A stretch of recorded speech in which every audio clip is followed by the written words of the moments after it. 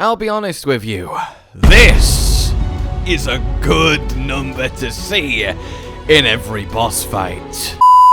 Hello then there, my fellow tarnished. Who would have ever thought that these frosty little bottles have nuclear bombs inside them?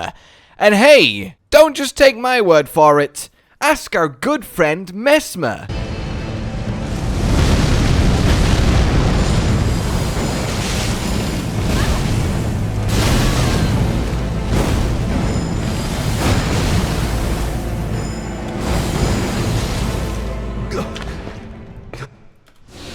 And we all just ignore this part where I completely fluff the rolls on his second phase opening explosion, and back in the room.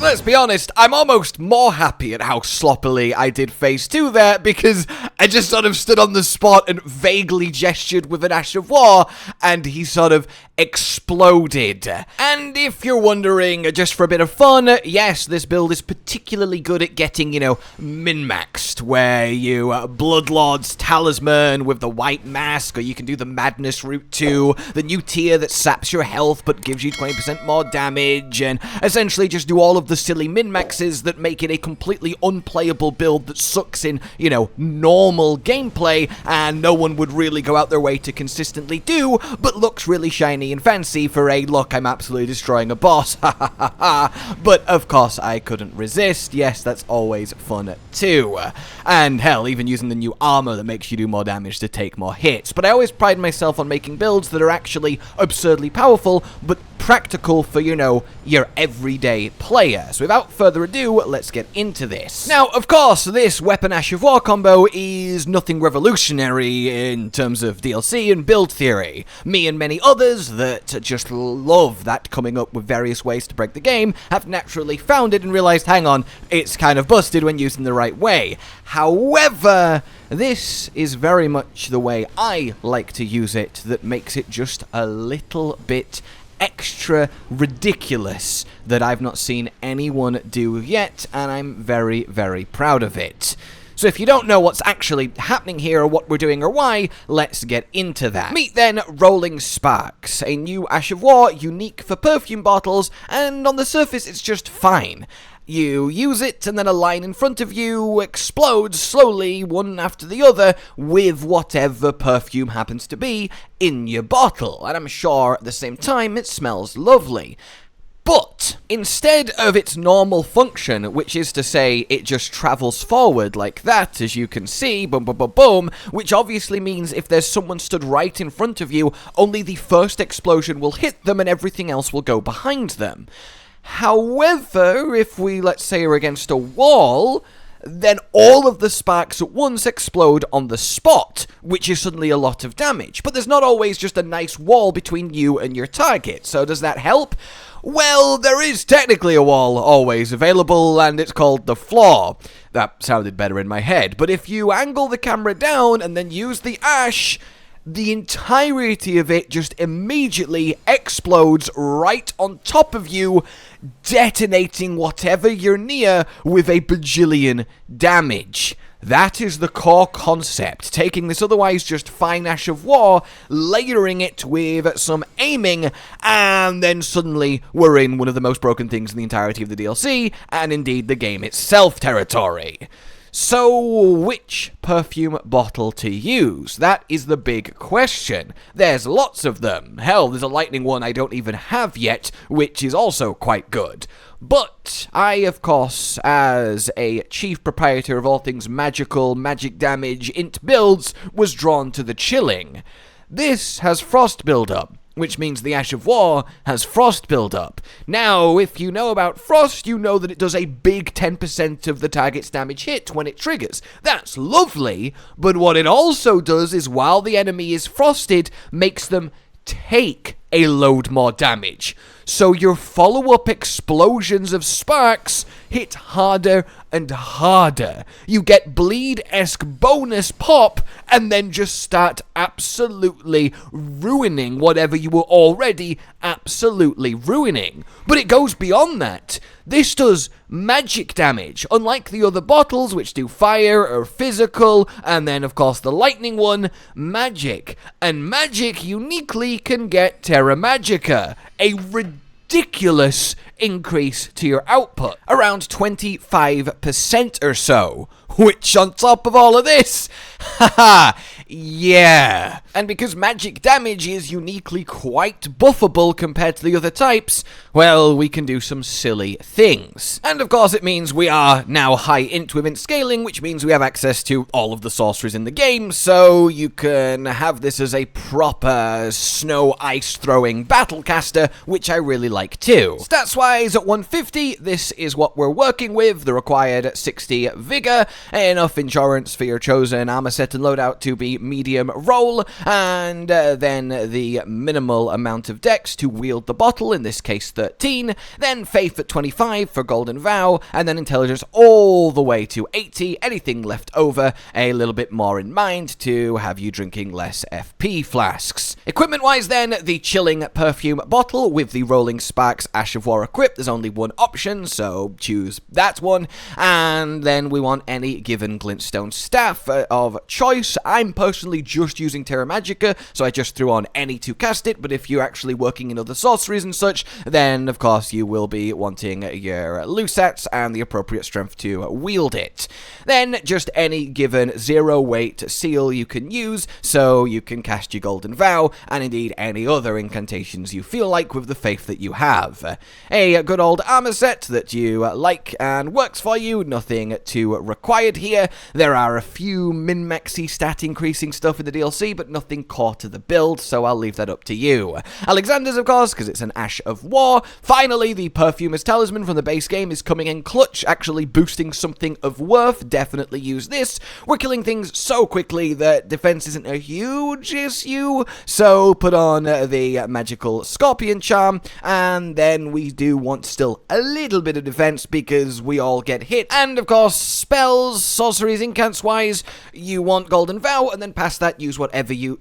And of course, sorceries-wise, you want Terra Magica, incants-wise, Golden Vow, and past that, use whatever you would like that your stats allow, even the Carrion Crest, to not have to restock on your FP as often. In your Wondrous Physic, then, we want the Opaline Hard Tier for, again, more damage negation. I really want my builds to be usable by, you know, us mere mortals, and us mere mortals will get hit no matter how powerful your output is, so this is, of course, nice. And then a lovely 20% increase in your damage output from the Magic Shrouding tier. Also, a quick note mechanically on the bottle, and it's something you saw in the Messmer fight.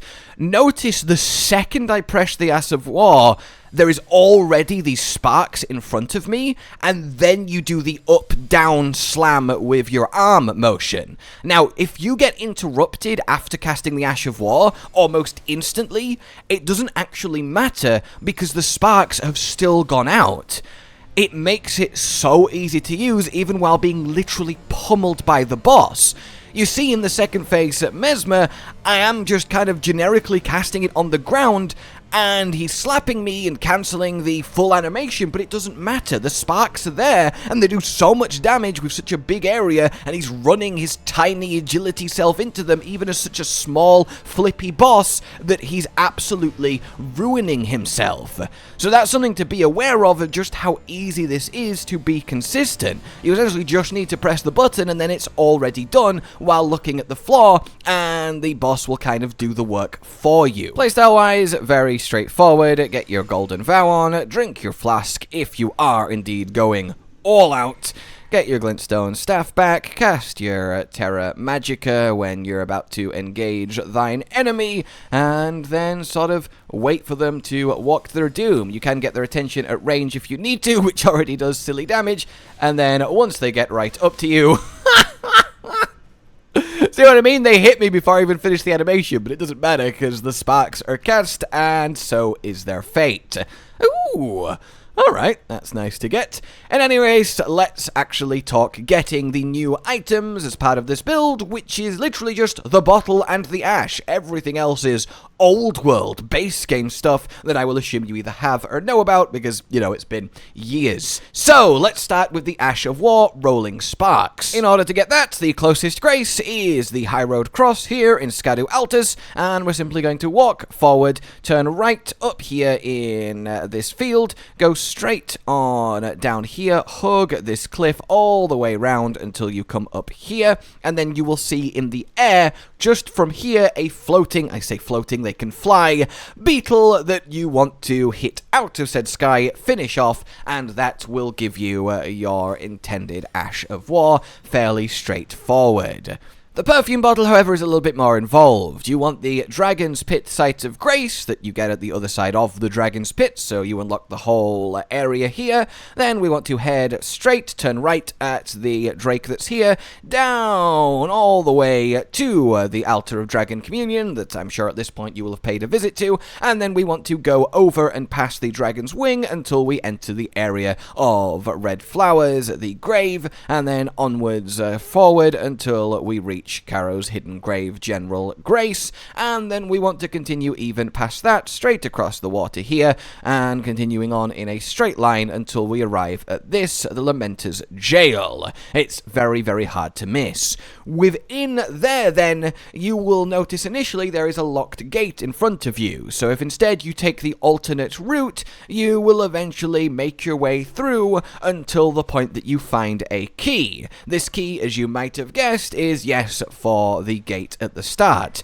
Go through the gate at the start, and very quickly you will go down a ladder, enter a room with a frozen floor, and then a shrieky brain dude will come out on the right, kill him or run past him, and in the room that he came out of is your frozen bottle. Real quick, as promised then, this is your ultra super min-max bleed version, and note you can also instead use the Black Dumpling and the Madness Talisman, along with adding in Howl of Shabribri if you want, but in any case, 3 pieces of Rekshasha, the White Mask, Bloodlord's Talisman on top, and then add in a Seppuku weapon to just trigger the random Seppuku, and then put Bloodsucking Craktir along with the magic one in your Wondrous. So, that's all said and done then, everybody. A phenomenal little setup, and I don't know if I'm happy or sad that perfume bottles of all things have turned out to be one of the most insane options in the entirety of the Land of Shadow, but look, it's happened, and that's that.